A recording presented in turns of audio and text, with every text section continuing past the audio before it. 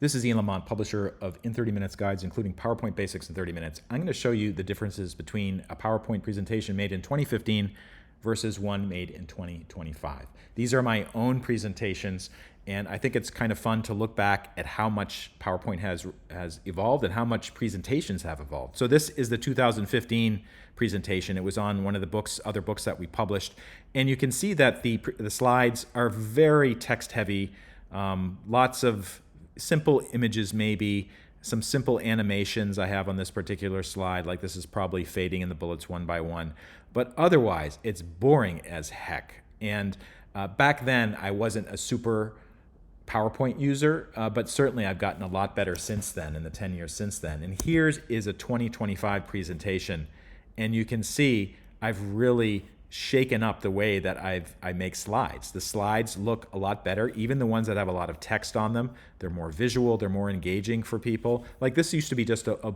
list of bullets, and I basically used a feature in PowerPoint. It's called Designer. You can see it on the right side of the screen there.